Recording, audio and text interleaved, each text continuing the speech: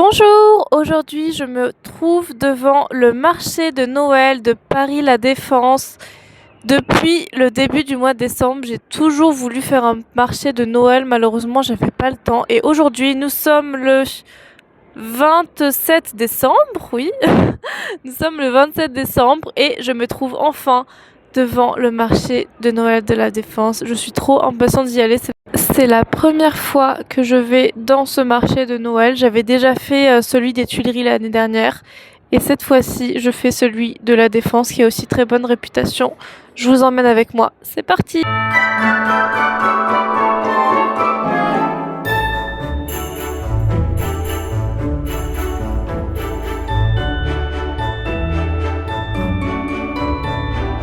Waouh, une maison du pain d'épices, mais j'avais jamais vu ça.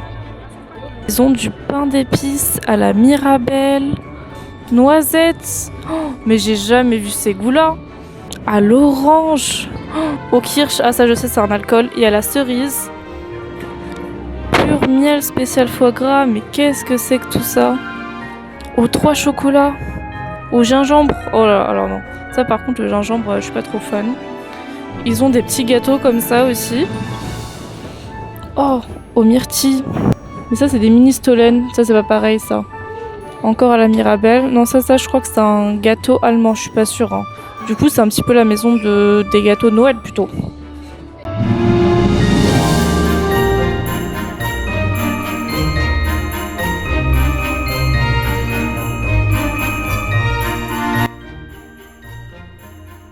Depuis aussi loin que je m'en souvienne, j'ai toujours regardé YouTube.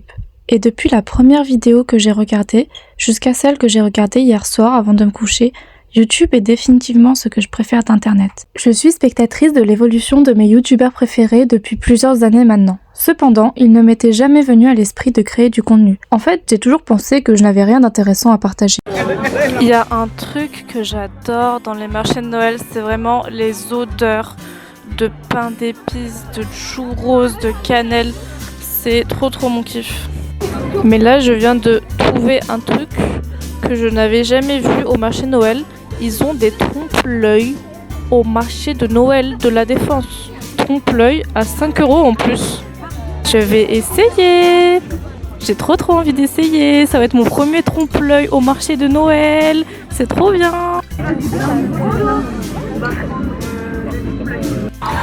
Je viens d'acheter mon petit trompe-l'œil. Il y avait des goûts vraiment spéciaux, dont litchi. Mais j'ai vu celui à la pistache. Et je me suis promis que mon premier trompe-l'œil de la vie, ce serait pistache. Donc j'ai pris pistache et on va déguster ça. Ok, donc on se retrouve à la maison. Alors oui, j'ai pas mangé directement dans le marché de Noël parce que quand j'ai vu à quoi ça ressemblait, je me suis rendu compte que c'était trop galère de manger ça là-bas. Et en plus, il faisait trop froid, j'avais pas envie de sortir mes mains des gants. Donc on va tester ça ici. En plus, comme ça, je peux vous donner une meilleure vue sur ce à quoi ça ressemble. Faudrait peut-être que j'enlève ça d'abord. Mais par contre, c'est trop moche à l'intérieur. Je l'ai complètement détruit. Oh non! J'ai complètement détruit. Ah! Bon, c'est pas grave. De toute façon, on va manger après et puis ce sera détruit dans le ventre de toute façon. Bon, ça ressemble en fait à ça, un peu à l'intérieur. Voilà. Waouh, mais c'est trop bon! Ah, mais la pistache du marché de Noël, là, elle est grave validée. Hein. J'ai l'impression qu'ils ont mis un petit peu des vermicelles croustillants comme dans le chocolat de Dubaï. Du coup, on a des morceaux de pistache également. La partie plus claire, c'est une sorte de praliné. Bah moi je vais finir ça et je vous laisse avec le reste de la vidéo.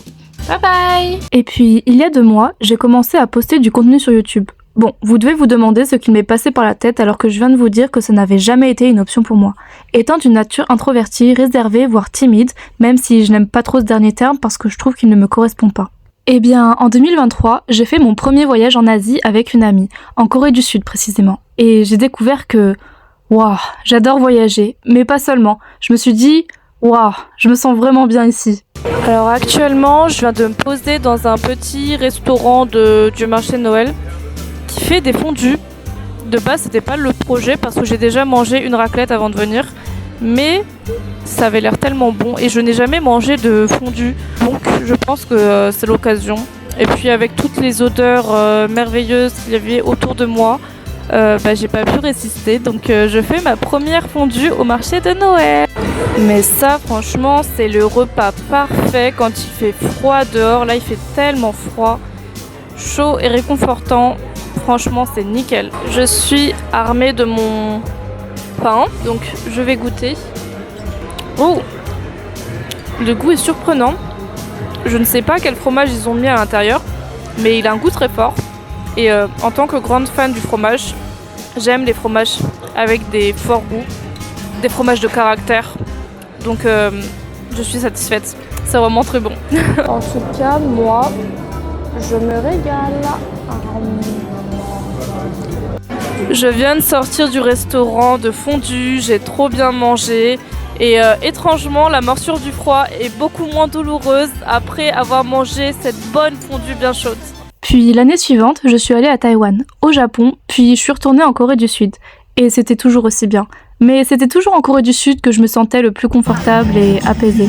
Attention, j'ai adoré Taïwan et le Japon, là n'est pas le souci. Mais le sentiment en Corée du Sud était différent. J'avais pourtant voyagé dans plusieurs autres pays du monde avant ça, même autres que l'Asie, mais je n'avais jamais ressenti ce que j'ai ressenti en Corée du Sud. Puis, en avril 2025, je devais aller en Chine avec une amie pour 2 semaines.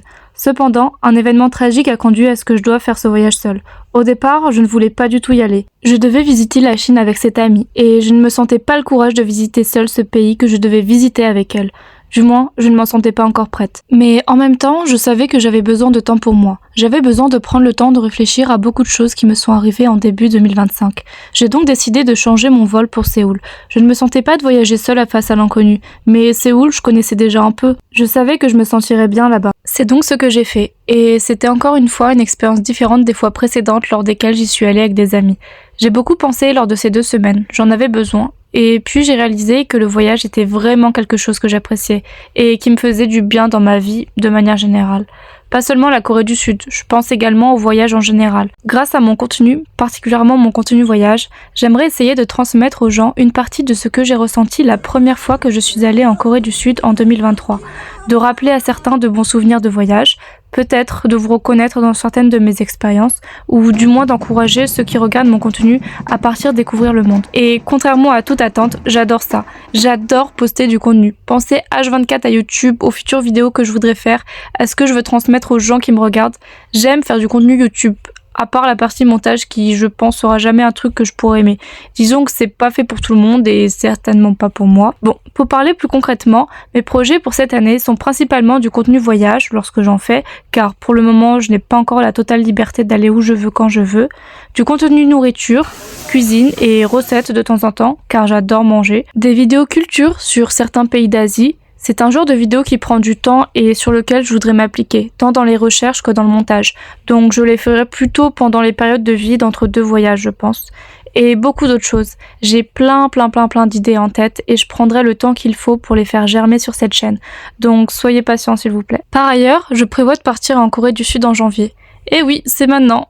Et ce, exclusivement pour filmer du contenu. Et honnêtement, j'aimerais prévoir plus de voyages en Asie cette année. Mais tout dépendra des retours que j'obtiens sur les vidéos en Corée, que je vais filmer en début d'année. Donc j'aime pas trop faire ça, mais j'aimerais vous demander, si cela vous intéresse bien sûr, de vous abonner, de liker et de commenter les vidéos à venir sur la chaîne. N'hésitez pas à me faire vos retours, qu'ils soient positifs ou négatifs, tant que cela est constructif et bienveillant. Je filmerai en janvier, mais la plupart des vidéos sortiront probablement au cours de l'année, car je voudrais prendre le temps de m'appliquer sur le montage de celle-ci. Par contre, le problème maintenant, c'est que la fondue était tellement lourde, parce que mine de rien, c'est du fromage et du pain, que maintenant j'ai plus faim du tout et que j'ai plus rien envie du tout de manger au marché de Noël. Donc, ce que je vais faire, c'est que je vais juste marcher, me balader et profiter des odeurs. Je sais pas trop comment conclure, je crois que c'est tout. Si vous êtes encore là, merci d'être resté jusqu'à la fin, n'oubliez pas de liker et de vous abonner, ça me donne énormément de force. Je vous souhaite à tous et à toutes une bonne année 2026, une bonne santé, soyez heureux et à très bientôt. Bye bye!